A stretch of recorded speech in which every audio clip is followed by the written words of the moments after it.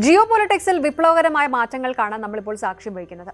Russian എണ്ണയുടെ കുതിച്ചുചാട്ടവും Indus water ട്രീറ്റിയെ ചൊല്ലി പാകിസ്ഥാന്റെ യുദ്ധഭീഷണിയും ഇസ്രായേലിന്റെ പുതിയ താൽമുദിക് പ്രതിരോധ തന്ത്രങ്ങളുമെല്ലാം ലോകത്തെ മുൾമുനയിൽ നിർത്തുമ്പോൾ ഇതാ ഇറാൻ രാഷ്ട്രീയത്തിന്റെ അടഞ്ഞ വാതിലുകൾക്കുള്ളിൽ നിന്നും മറ്റൊരു രാഷ്ട്രീയ ഭൂകമ്പം പുറത്തുവരികയാണ്. പുതിയ സുപ്രീം ലീഡർ മുസ്തഫ ഖമേനി നേരിടുന്ന ആദ്യത്തെ വലിയ പവർ ടസലിന്റെയും അമേരിക്കയുമായുള്ള ചർച്ചകളെക്കുറിച്ചുള്ള അതീവ രഹസ്യ കത്തുകൾ ലൈവ് ടിവിയിൽ ചോർന്നതിന്റെയും ഞെട്ടിക്കുന്ന അണിയറ കഥകളാണ് നമ്മളിന്ന് നോക്കുന്നത്. വെൽക്കം ടു ലോക.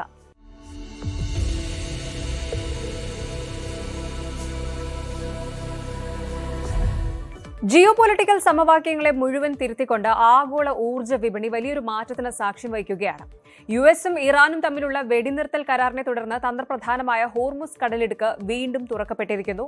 പശ്ചിമേഷ്യയിൽ നിന്നുള്ള ഇന്ധന വിതരണം സാധാരണ നിലയിലാകാൻ പോകുന്ന ഈ ഒരു നിർണായക നിമിഷത്തിലും ലോകത്തെ ഞെട്ടിച്ചുകൊണ്ട് ഇന്ത്യ തങ്ങളുടെ തന്ത്രപരമായ ഊർജ്ജ സുരക്ഷാ നയം വ്യക്തമാക്കി കഴിഞ്ഞു. അന്താരാഷ്ട്ര തലത്തിൽ തർക്കങ്ങളും കടുത്ത പാശ്ചാത്യ ഉപരോധങ്ങളും നിലനിൽക്കുമ്പോഴും സ്വന്തം ജനതയുടെയും സമ്പദ് വ്യവസ്ഥയുടെയും സുസ്ഥിര ഉറപ്പാക്കാൻ ഇന്ത്യ തങ്ങളുടെ സ്ട്രാറ്റജിക് എനർജി സെക്യൂരിറ്റി മുൻനിർത്തി ഇന്ത്യ റഷ്യയിൽ നിന്നുള്ള അസംസ്കൃത എണ്ണ ഇറക്കുമതി റെക്കോർഡ് വേഗതയിലാണ് വർദ്ധിപ്പിക്കുന്നത്. ജൂൺ മാസത്തിലെ കപ്പൽ ഗതാഗത വിവരങ്ങൾ പുറത്തുവരുമ്പോൾ റഷ്യൻ എണ്ണ ഇറക്കുമതിയിൽ വലിയൊരു കുതിച്ചുചാട്ടമാണ് കാണാൻ സാധിക്കുന്നത്. ഇത് കേവലം ഒരു താൽക്കാലിക പ്രതിഭാസമല്ല, മറിച്ച് ദീർഘവീക്ഷണത്തോടെയുള്ള ഇന്ത്യയുടെ പവർ പ്ലേ തന്നെയാണ്. ആഗോള വിപണിയെ പിടിച്ചുലയ്ക്കുന്ന ഇന്ത്യയുടെ ഈ നയതന്ത്ര നീക്കത്തിന്റെ വ്യാപ്തി നമുക്ക് വിശദമായിട്ടൊന്ന് പരിശോധിക്കാം. ആഗോളതലത്തിൽ ഏറ്റവും കൂടുതൽ ഊർജ്ജം ഉപഭോഗം ചെയ്യുന്ന മൂന്നാമത്തെ രാജ്യമാണ് ഇന്ത്യ. നമുക്ക് ആവശ്യമുള്ള അസംസ്കൃത എണ്ണയുടെ ഏതാണ്ട് 88% രാജ്യം ഇറക്കുമതി ചെയ്യുന്നത്. അതുകൊണ്ട് തന്നെ അന്താരാഷ്ട്ര വിപണിയിലെ ചെറിയൊരു ചലനം പോലും നമ്മുടെ നാട്ടിൻപുറങ്ങളിലെ പെട്രോൾ പമ്പുകളിലും വിലക്കയറ്റത്തിലും വലിയ പ്രതിഫലനങ്ങൾ ഉണ്ടാക്കും. കപ്പൽ ഗതാഗത വിവരങ്ങൾ വിശകലനം ചെയ്യുന്ന പ്രമുഖ അന്താരാഷ്ട്ര ഏജൻസിയായ കെപ്ലറിന്റെ ഏറ്റവും പുതിയ കണക്കുകൾ പ്രകാരം മെയ് മാസത്തിൽ പ്രതിദിനം 1.91 ദശലക്ഷം ബാരലായിരുന്ന റഷ്യൻ എണ്ണ ഇറക്കുമതി ജൂൺ മാസത്തിന്റെ ആദ്യ പകുതി പിന്നിട്ടപ്പോൾ ജൂൺ 19 വരെയുള്ള കണക്കുകൾ പ്രകാരമാണ് പ്രതിദിനം 2.66 ദശലക്ഷം ബാരലായിട്ട് കുതിച്ചുയർന്നു കഴിഞ്ഞു. ജൂൺ മാസത്തെ ആകെ ശരാശരി 2.35 ദശലക്ഷം ബാരൽ കടക്കുമെന്നാണ് റിപ്പോർട്ട്. ഇത് സർവകാല റെക്കോർഡാണ് ശരിക്കും. അതായത് ഇന്ത്യയുടെ ആകെ ക്രൂഡ് ഓയിൽ ഇറക്കുമതിയുടെ 53.5% ഇപ്പോൾ റഷ്യയിൽ നിന്നാണ്. എന്തുകൊണ്ടാണ് ഇന്ത്യ പെട്ടെന്ന് റഷ്യൻ എണ്ണയിലേക്ക് ഇത്രയധികം തിരിഞ്ഞത്, അല്ലെങ്കിൽ അങ്ങനെ ഒരു ചായ്വുണ്ടാവാൻ കാരണം എന്താണ്? അതിന് നമ്മൾ ഹോർമുസ് കടലിടുക്കിന്റെ ഒരു പ്രാധാന്യം മനസ്സിലാക്കണം. ലോകത്തെ മൊത്തം എണ്ണ ഉപഭോഗത്തിന്റെ 20% കടന്നു പോകുന്ന ആഗോള വിപണിയുടെ ജീവനാഡിയാണ് ഹോർമുസ് കടലിടുക്ക് എന്ന് പറയുന്നത്. Saudi Arabia, Iraq, Kuwait, UAE, Qatar തുടങ്ങിയ വൻകിട ഉൽപ്പാദകരുടെ പ്രധാന കയറ്റുമതി പാതയാണിത്. യുഎസും ഇസ്രായേലുമായിട്ടുണ്ടായ കടുത്ത സംഘർഷങ്ങളെ തുടർന്ന് ഇറാൻ ഈ ഒരു കടലിടുക്ക് അടച്ചപ്പോൾ ഇന്ത്യ ശരിക്കും പ്രതിസന്ധിയിലായി. പ്രത്യേകിച്ച് ഇറാഖിൽ നിന്നുള്ള എണ്ണ വിതരണം ഏതാണ്ട് പൂർണ്ണമായി തടസ്സപ്പെട്ടു. ഒരൊറ്റ ഉറവിടത്തെ മാത്രം ആശ്രയിക്കുന്നത് എത്രത്തോളം അപകടകരമാണ് എന്ന് ഇന്ത്യ തിരിച്ചറിഞ്ഞ നിമിഷമായിരുന്നു അത്.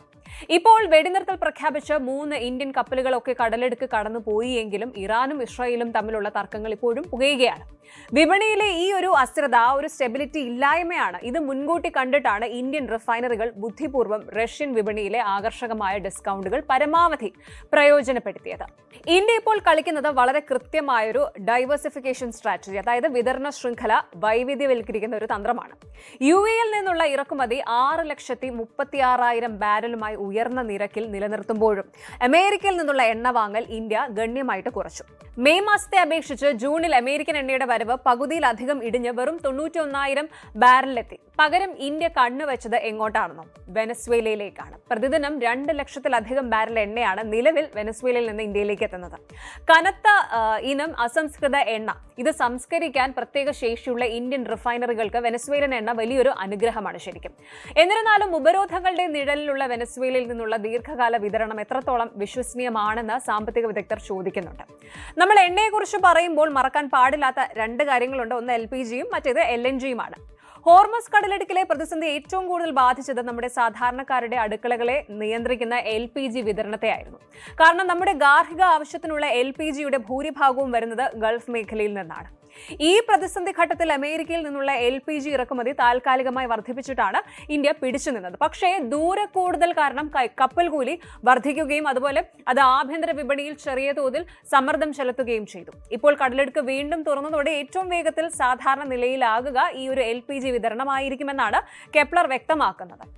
റഷ്യൻ എണ്ണയോടുള്ള ഇന്ത്യയുടെ താൽപര്യത്തിന് പിന്നിൽ കേവലം രാഷ്ട്രീയ ബന്ധങ്ങൾ മാത്രമല്ല, കൃത്യമായ സാമ്പത്തിക ശാസ്ത്രവുമുണ്ട്. യുക്രൈൻ അധിനിവേശത്തെ തുടർന്ന് പാശ്ചാത്യ രാജ്യങ്ങൾ റഷ്യയ്ക്ക് മേൽ ഏർപ്പെടുത്തിയ ഉപരോധങ്ങളാണ് ഇന്ത്യക്ക് കുറഞ്ഞ വിലയിൽ എണ്ണ ലഭ്യമാകാൻ വഴിയൊരുക്കിയത്. ഈ ജൂണിൽ US ഏർപ്പെടുത്തിയ താൽക്കാലിക സാങ്കേതിക അനുമതികൾ അവസാനിച്ചിട്ടും ഇന്ത്യ റഷ്യൻ എണ്ണ വാങ്ങുന്നത് കുറച്ചിട്ടില്ല. അന്താരാഷ്ട്ര വിപണിയിലെ വിലയേക്കാൾ വളരെ കുറഞ്ഞ നിരക്കിൽ ലഭിക്കുന്ന റഷ്യൻ എണ്ണ ഇന്ത്യയുടെ ധനക്കമ്മി കുറയ്ക്കുന്നതിനും ആഭ്യന്തര വിപണിയിൽ പെട്രോൾ ഡീസൽ വിലക്കയറ്റം നിയന്ത്രിക്കുന്നതിനും വലിയ പങ്കുവഹിച്ചിട്ടുണ്ട്. ഇനി ഹോർമസ് കടലിടുക്ക് പൂർണ്ണമായും പഴയപടി ആയാൽ പോലും റഷ്യൻ എണ്ണയുടെ സ്വാധീനം ഇന്ത്യൻ വിപണിയിൽ കുറയില്ല എന്നാണ് നിരീക്ഷകർ പറയുന്നത്. കാരണം ഇന്ത്യൻ റിഫൈനറികൾ ഇപ്പോൾ റഷ്യൻ എണ്ണയുടെ ഘടനയ്ക്കനുസരിച്ച് തങ്ങളുടെ സംസ്കരണ പ്രക്രിയകൾ പൂർണ്ണമായിട്ട് ക്രമീകരിച്ചു കഴിഞ്ഞു. ചുരുക്കത്തിൽ ഗ്ലോബൽ പോളിറ്റിക്സിലെ വലിയ പ്രതിസന്ധികളെയും തർക്കങ്ങളെയും സ്വന്തം രാജ്യത്തിന്റെ സാമ്പത്തിക നേട്ടങ്ങളാക്കി മാറ്റാൻ ഇന്ത്യക്ക് കഴിഞ്ഞിരിക്കുന്നു. പരമ്പരാഗത പങ്കാളികളായ ഗൾഫ് രാജ്യങ്ങളുമായുള്ള ബന്ധം നിലനിർത്തിക്കൊണ്ട് തന്നെ റഷ്യ, വെനസ്വേല, അമേരിക്ക തുടങ്ങിയ രാജ്യങ്ങളെ തങ്ങളുടെ വിതരണ ശൃംഖലയുടെ ഭാഗമാക്കാൻ ഇന്ത്യക്ക് കഴിഞ്ഞത് ആഗോളതലത്തിൽ തന്നെ പുതിയൊരു മാതൃകയാണ്.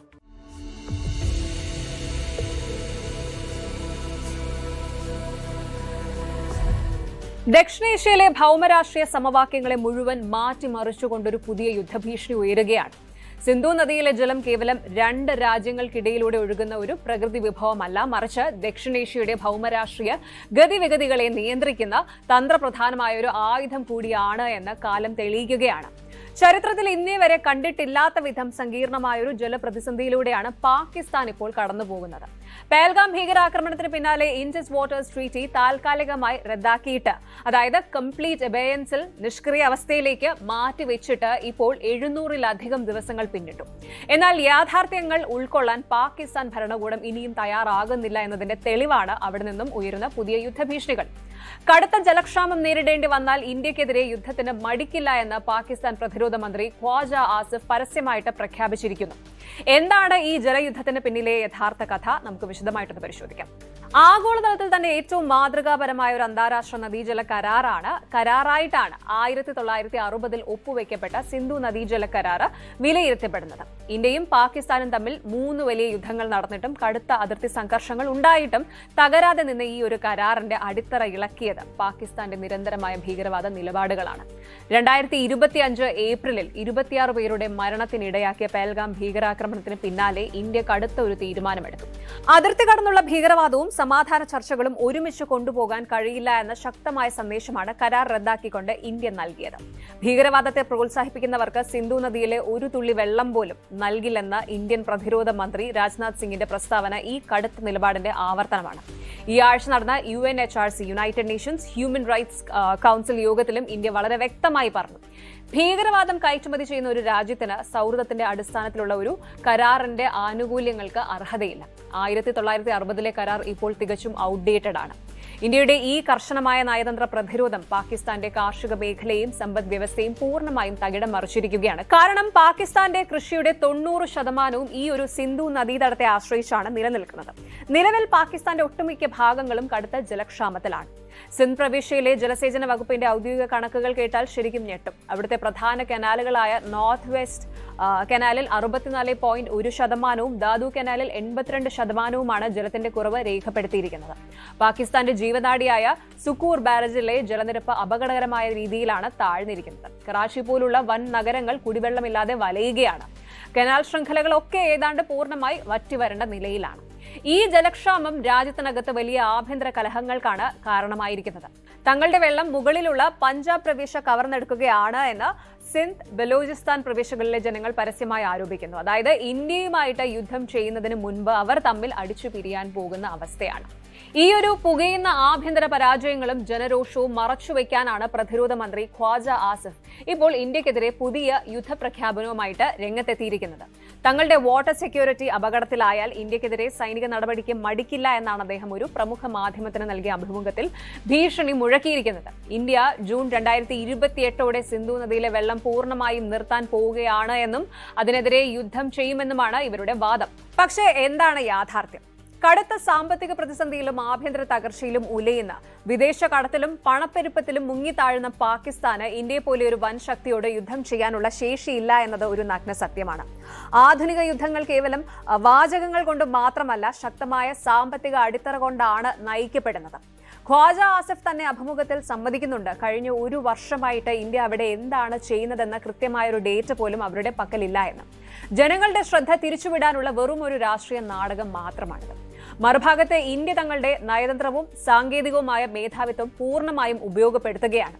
അന്താരാഷ്ട്ര നിയമങ്ങൾക്കകത്ത് നിന്നുകൊണ്ട് തന്നെ തങ്ങളുടെ ഭൂപ്രദേശത്തു നിന്നും ഒഴുകുന്ന ജലം പരമാവധി പ്രയോജനപ്പെടുത്താനുള്ള വിപുലമായ പദ്ധതികളാണ് ഇന്ത്യ നടപ്പിലാക്കുന്നത്. ഓപ്പറേഷൻ സിന്ദൂർ പോലെയുള്ള തന്ത്രപരമായ നീക്കങ്ങളിലൂടെയും ഏതാണ്ട് പൂർത്തിയാക്കിക്കൊണ്ടിരിക്കുന്ന ഷെന ബിയാസ് ടണൽ പദ്ധതിയിലൂടെയും നദീജലം തങ്ങളുടെ അതിർത്തിക്കുള്ളിൽ തന്നെ തടഞ്ഞു നിർത്താനും തിരിച്ചുവിടാനും ഇന്ത്യക്ക് സാധിക്കും. ഹിമാചൽ പ്രദേശ്, ജമ്മു കാശ്മീർ, പഞ്ചാബ് അടക്കമുള്ള ഇന്ത്യൻ സംസ്ഥാനങ്ങളിലെ ജലസേചനത്തിലും അതുപോലെ ഊർജ്ജ ഉൽപാദനത്തിനുമായിട്ട് ഈ വെള്ളം ഉപയോഗിക്കുന്നതോടെ പാകിസ്ഥാനിലേക്കുള്ള ജലലഭ്യത ഇനിയും ഗണ്യമായി കുറയും. ഭീകരവാദത്തോടുള്ള ഇന്ത്യയുടെ വിട്ടുവീഴ്ചയില്ലാത്ത നിലപാടിന്റെ ഭാഗമായാണ് ഈ വാട്ടർ സ്ട്രൈക്ക് വിഭാവനം ചെയ്തിരിക്കുന്നത്. ഇവിടെ പാകിസ്ഥാൻ ഭരണകൂടം മനസ്സിലാക്കേണ്ട ഏറ്റവും പ്രധാനപ്പെട്ട കാര്യം ഇതാണ്: ജലക്ഷാമത്തിനുള്ള പരിഹാരം അതിർത്തിയിൽ യുദ്ധം പ്രഖ്യാപിക്കലല്ല, മറിച്ച് ഭീകരവാദത്തോടുള്ള സമീപനത്തിൽ മാറ്റം വരുത്തലാണ് എന്നാണ്. ഇന്ത്യ പറഞ്ഞതുപോലെ രക്തവും വെള്ളവും ഒരുമിച്ചൊഴുകില്ല. ഭീകരവാദ താവളങ്ങൾ തകർക്കുകയും അയൽ രാജ്യങ്ങളുമായിട്ട് സമാധാനപരമായ സഹവർത്തിത്വം പുലർത്തുകയും ചെയ്താൽ മാത്രമേ ഇത്തരം അന്താരാഷ്ട്ര കരാറുകൾ സുഗമമായിട്ട് മുന്നോട്ട് കൊണ്ടുപോകാൻ സാധിക്കൂ. വാചകങ്ങൾ കൊണ്ട് സ്വന്തം ജനതയുടെ ദാഹം മാറ്റാനോ കാർഷിക മേഖലയെ തകർച്ചയിൽ നിന്ന് രക്ഷിക്കാനോ പാകിസ്ഥാന് കഴിയില്ല. വരും ദിവസങ്ങളിൽ ഈ ജലപ്രതിസന്ധി ദക്ഷിണേഷ്യൻ രാഷ്ട്രീയത്തിൽ വലിയ അഴിച്ചുപണികൾക്ക് കാരണമായേക്കാം.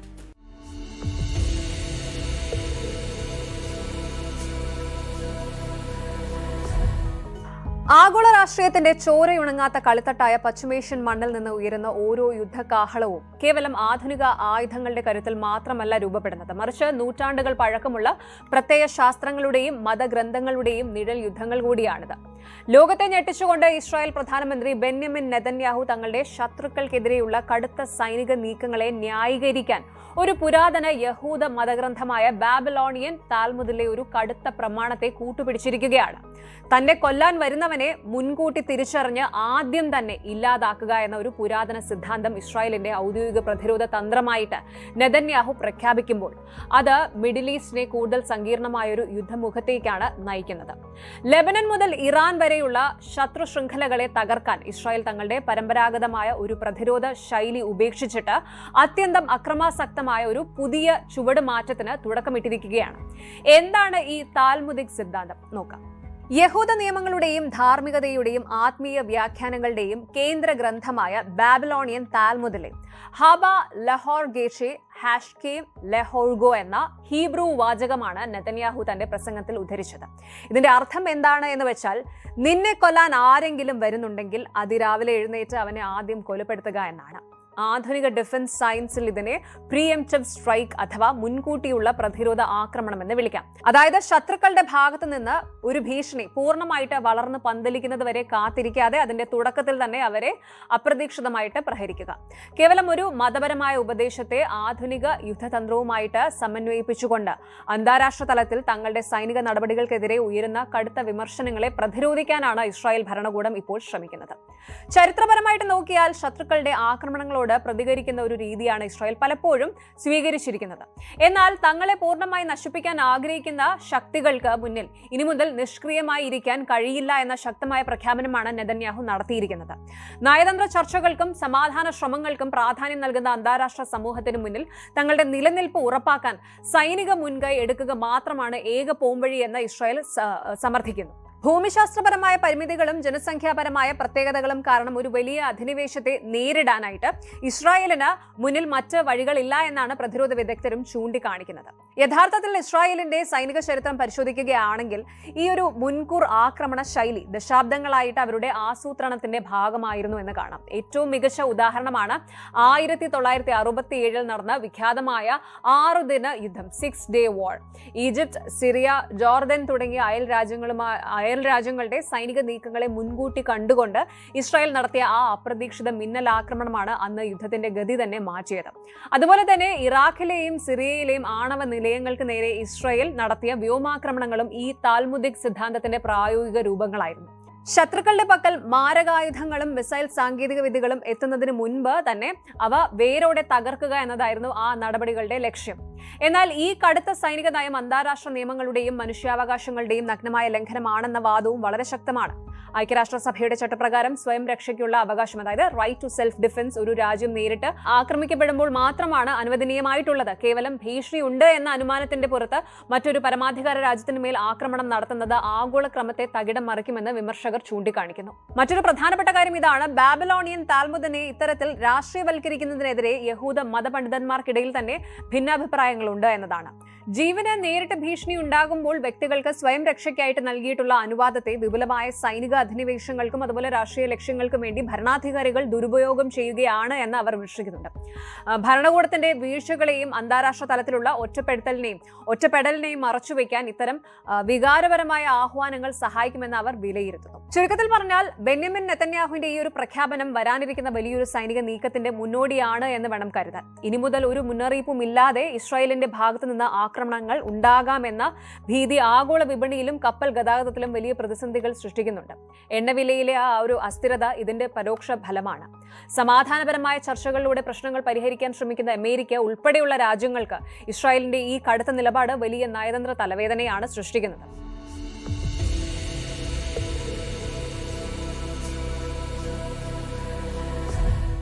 അന്താരാഷ്ട്ര രാഷ്ട്രീയത്തെ ഞെട്ടിച്ചുകൊണ്ട് ഇറാനിൽ നിന്ന് വമ്പൻ ആഭ്യന്തര രാഷ്ട്രീയ സ്ഫോടനത്തിന്റെ വാർത്തകളാണ് ഇപ്പോൾ പുറത്തുവരുന്നത്. ഈ വർഷം ആദ്യം തന്റെ പിതാവായ ആയത്തുള്ള അലി ഖമീനിയുടെ പിൻഗാമിയായി ഇറാന്റെ പരമോന്നത നേതാവെന്ന പദവിയിലേക്ക് മുസ്തഫ ഖമീനി എത്തിയതോടെ രാജ്യം ഒരു പുതിയ യുഗത്തിലേക്ക് കടന്നിരുന്നു. തുടക്കത്തിൽ കടന്ന നിയന്ത്രണങ്ങൾ പ്രകടിപ്പിച്ച മുസ്തഫയ്ക്ക് അധികം വൈകാതെ തന്നെ ഭരണകൂടത്തിനകത്തു നിന്ന് ആദ്യത്തെ വലിയ വെല്ലുവിളി നേരിടേണ്ടി വന്നിരിക്കുകയാണ്. അമേരിക്കയുമായി സ്വിറ്റ്സർലാൻഡിൽ വെച്ച് നടന്ന അതിതീവ്രമായ നയതന്ത്ര ചർച്ചകളെക്കുറിച്ചുള്ള ചില അതീവ രഹസ്യ രേഖകൾ പുറത്തായതാണ് ഇറാന്റെ പുതിയ ഭരണ നേതൃത്വത്തെ ഞെട്ടിച്ചിരിക്കുന്നത്. ഈ ചോർച്ച കേവലം ഒരു നയതന്ത്ര രേഖയുടെ പുറത്തുപോകൽ മാത്രമല്ല, മറിച്ച് ഇറാന്റെ പരമാധികാര ഘടനയ്ക്കുള്ളിൽ പുകയുന്ന ആഭ്യന്തര അധികാര തർക്കങ്ങളുടെ പരസ്യമായ പ്രഖ്യാപനം കൂടിയാണ്. എന്താണ് സംഭവിച്ചത് നമുക്കൊന്ന് നോക്കാം. ഈ വിവാദങ്ങൾക്ക് പെട്ടെന്നുണ്ടായ കാരണം ഇറാന്റെ ഔദ്യോഗിക ടെലിവിഷൻ ചാനലായ ഖബർ നെറ്റ്വർക്കിൽ പ്രത്യക്ഷപ്പെട്ട തീവ്ര നിലപാടുകാരനായ പാർലമെന്റ് അംഗം മെഹ്മൂദ് നബാവിയന്റെ വെളിപ്പെടുത്തലുകളായിരുന്നു. നാഷണൽ സെക്യൂരിറ്റി കമ്മിറ്റി അംഗം കൂടിയായ അദ്ദേഹം ലൈവ് ഷോയ്ക്കിടെ പെട്ടെന്ന് അതീവ രഹസ്യമായ ഔദ്യോഗിക കത്തുകൾ പുറത്തെടുത്ത് വായിക്കാൻ തുടങ്ങി. അമേരിക്കയുമായുള്ള ചർച്ചകൾക്കായി പരമോന്നത നേതാവായ മുസ്തഫ ഖമീനി നിശ്ചയിച്ചിരുന്ന കടുത്ത നിബന്ധനകൾ അടങ്ങിയ കത്തുകൾ താൻ നേരിട്ട് കൊണ്ടുവന്നെന്നാണ് അദ്ദേഹം അവകാശപ്പെട്ടത്. ഇറാന്റെ ചർച്ചാ സംഘം പരമോന്നത നേതാവ് നിശ്ചയിച്ച ലക്ഷ്മണ രേഖകൾ മറികടന്ന് അമേരിക്കയ്ക്ക് മുന്നിൽ വിട്ടുവീഴ്ചകൾക്ക് തയ്യാറായി എന്ന ഗുരുതരമായ ആരോപണമാണ് അദ്ദേഹം ഉന്നയിച്ചത്. സംഭവം കൈവിട്ടു പോകുമെന്ന് മനസ്സിലായതോടെ അധികൃതർ ഈ ലൈവ് അഭിമുഖം പെട്ടെന്ന് തന്നെ വെട്ടിമാറ്റുകയും ചാനലുകളിൽ നിന്ന് നീക്കം ചെയ്യുകയും ചെയ്തു. ഈ ഒരു അനാസ്ഥയെ തുടർന്ന് TV നെറ്റ്വർക്കിന്റെ ജനറൽ ഡയറക്ടറിന് വരെ രാജിവെക്കേണ്ടി വന്നു. എങ്കിലും ഇറാന്റെ രാഷ്ട്രീയ ഇടനാഴികളിൽ ഉണ്ടാകേണ്ട ചലനങ്ങൾ അത് സൃഷ്ടിച്ചു കഴിഞ്ഞു. നബാവിയന്റെ വെളിപ്പെടുത്തലുകൾ പ്രകാരം അമേരിക്കയുമായുള്ള ചർച്ചകൾ മുന്നോട്ട് കൊണ്ടുപോകുന്നതിന് പരമോന്നത നേതാവ് 11 കർശനമായ ഉപാധികളാണ് മുന്നോട്ട് വെച്ചിരിക്കുന്നത്. വർഷങ്ങളായി അമേരിക്ക ഏർപ്പെടുത്തിയ കടുത്ത സാമ്പത്തിക ഉപരോധങ്ങൾ പൂർണ്ണമായും നീക്കുക, പാശ്ചാത്യ രാജ്യങ്ങൾ മരവിപ്പിച്ചു നിർത്തിയിരിക്കുന്ന ഇറാന്റെ കോടിക്കണക്കിന് ഡോളർ മൂല്യമുള്ള ആസ്തികൾ തിരികെ നൽകുക, അന്താരാഷ്ട്ര തലത്തിൽ മുൻപുണ്ടായ നഷ്ടങ്ങൾക്ക് അമേരിക്കയിൽ നിന്ന് കൃത്യമായ നഷ്ടപരിഹാരം ഈടാക്കുക എന്നിവ ഇതിൽ ഉൾപ്പെടുന്നുണ്ട്. ഇതിനൊപ്പം തന്നെ ഇറാന്റെ ആഭ്യന്തര സുരക്ഷയുടെയും അന്താരാഷ്ട്ര പദവിയെയും ബാധിക്കുന്ന മറ്റ് 2 പ്രധാന ആവശ്യങ്ങളും കത്തിലുണ്ടായിരുന്നു. ഇറാന്റെ യുറേനിയം സമ്പുഷ്ടീകരണത്തിനുള്ള അവകാശം നിലനിർത്തുക എന്നതും ആഗോള എണ്ണക്കടത്തിന്റെ കേന്ദ്രമായ ഹോർമുസ് കടലിടുക്കിന്മേൽ ഇറാന് പൂർണ്ണമായ മേധാവിത്വം ഉറപ്പാക്കുക എന്നതുമായിരുന്നു അവ. ഹോർമുസ് കടലിടുക്കിലൂടെ കടന്നുപോകുന്ന കപ്പലുകളിൽ നിന്ന് നികുതി ഈടാക്കാനും ശത്രുരാജ്യങ്ങളുടെ കപ്പലുകൾക്ക് നിയന്ത്രണം ഏർപ്പെടുത്താനും ഈ തുക ഇറാന്റെ വിപ്ലവ രക്തസാക്ഷികളുടെ കുടുംബങ്ങൾക്കായി നീക്കിവെക്കാനും മുസ്തഫ ആവശ്യപ്പെട്ടിരുന്നു. ഒമാനുമായിട്ട് പോലും പങ്കിടരുതെന്നായിരുന്നു കത്തിലെ കർശന നിർദ്ദേശം. എന്നാൽ ഈ കടുത്ത നിർദ്ദേശങ്ങൾ മറികടന്ന ഇറാന്റെ നയതന്ത്രജ്ഞർ ചർച്ചകളുമായി മുന്നോട്ട് പോയി എന്ന വാദം മുസ്തഫ ഖമീനിയുടെ അധികാരത്തിന് മേൽ വലിയൊരു ചോദ്യചിഹ്നമാണ് ഉയർത്തുന്നത്. ഇതിൽ 2 സാധ്യതകളാണ് രാഷ്ട്രീയ നിരീക്ഷകർ കാണുന്നത്. ഒന്നുകിൽ പുതിയ പരമോന്നത നേതാവിന്റെ നിർദ്ദേശങ്ങളെ ഇറാന്റെ വിദേശകാര്യ മന്ത്രാലയവും ചർച്ചാ സംഘവും പൂർണ്ണമായി വിലവച്ചില്ല, അല്ലെങ്കിൽ മുസ്തഫ ഖമീനിയുടെ പേര് ആയുധമാക്കി ഭരണകൂടത്തിലെ ഒരു വിഭാഗം ചർച്ചകളെ അട്ടിമറിക്കാൻ ശ്രമിക്കുന്നു.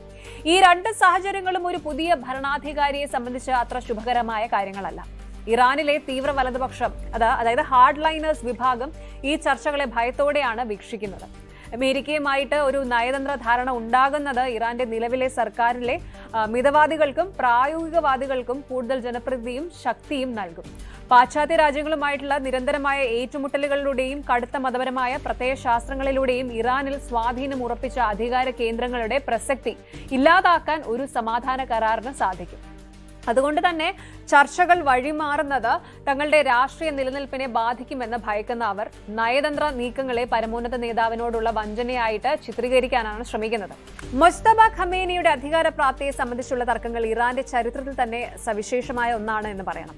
ഇറാനിലെ ഇസ്ലാമിക വിപ്ലവത്തിന് ശേഷമുള്ള ഭരണഘടന ഒരു പരമ്പരാഗത രാജഭരണത്തെയോ കുടുംബ വാഴ്ചയെയോ പിന്തുണയ്ക്കുന്ന ഒന്നല്ല. മുൻ പരമോന്നത നേതാവിന്റെ മകൻ തന്നെ ആ പദവിയിലേക്ക് എത്തിയത് രാജ്യത്തിനകത്ത് വലിയ രീതിയിലുള്ള അസംതൃപ്തികൾക്ക് കാരണമായിരിക്കുന്നു. അമേരിക്കൻ പ്രസിഡന്റ് ഡൊണാൾഡ് ട്രംപിന്റെ കടുത്ത പ്രസ്താവനകളെ തുടർന്ന് ഇറാൻ പ്രതിനിധികൾ ചർച്ചകളിൽ നിന്ന് താൽക്കാലികമായി വിട്ടുനിന്നതും പിന്നീട് മറ്റ് മധ്യസ്ഥർ വഴി ചർച്ചകൾ പുനരാരംഭിച്ചതും വലിയ വാർത്തയായിരുന്നു. ഇത്തരമൊരു സങ്കീർണമായ ചർച്ച നടക്കുമ്പോൾ ആഭ്യന്തരമായി ചോദ്യങ്ങൾ ഉയരുന്നത് ഇറാന്റെ അന്താരാഷ്ട്ര പ്രതിച്ഛായയ്ക്ക് മങ്ങലേൽപ്പിക്കും. നിലവിലെ സാഹചര്യത്തിൽ ഈ വിവാദങ്ങൾ മുസ്തഫ ഖമേനിയുടെ പദവിക്ക് നേരിട്ടുള്ള ഭീഷണിയാണെന്ന് പറയാൻ കഴിയില്ല. കാരണം ഇറാന്റെ രാഷ്ട്രീയത്തിലെ ഒരു പ്രമുഖ വിഭാഗവും അദ്ദേഹത്തിന്റെ നേതൃത്വത്തെ പരസ്യമായി തള്ളി പറഞ്ഞിട്ടില്ല. മറിച്ച് തങ്ങളാണ് പരമോന്നത നേതാവിന്റെ യഥാർത്ഥ അനുയായികൾ എന്ന് സ്ഥാപിക്കാനാണ് ഓരോ വിഭാഗവും ശ്രമിക്കുന്നത്. യഥാർത്ഥത്തിൽ മുസ്തഫ ഈ മെമ്മോറാണ്ടത്തിന് അനുമതി നൽകിയതായി പിന്നീട് കത്തുകൾ പുറത്തു വന്നുവെങ്കിലും ഈ വിവാദമുണ്ടാക്കിയ പുകിൽ ചെറുതല്ല. പിതാവിൽ നിന്ന് അധികാരം കൈമാറി കിട്ടിയെങ്കിലും വ്യത്യസ്ത ആശയങ്ങളുള്ള രാഷ്ട്രീയ ചേരികളെ ഒരുമിച്ച് കൊണ്ടുപോകാനുള്ള രാഷ്ട്രീയ വൈഭവം മുസ്തഫയ്ക്ക് ഇനിയും തെളിയിക്കേണ്ടതുണ്ട്. വരും ദിവസങ്ങളിൽ ഇറാന്റെ വിദേശ നയങ്ങളിലും ആഭ്യന്തര രാഷ്ട്രീയത്തിലും ഈ അധികാര തർക്കങ്ങൾ വലിയ മാറ്റങ്ങൾക്ക് കാരണമായേക്കാം.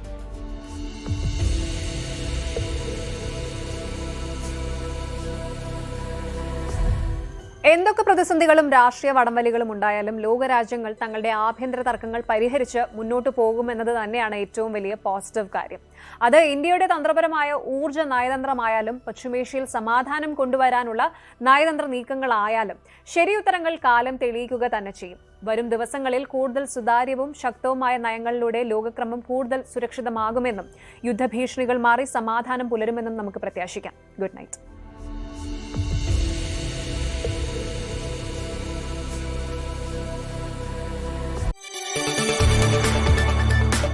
കൂടുതൽ വാർത്തകൾക്ക് news 18 Keralam YouTube channel subscribe ചെയ്യുക.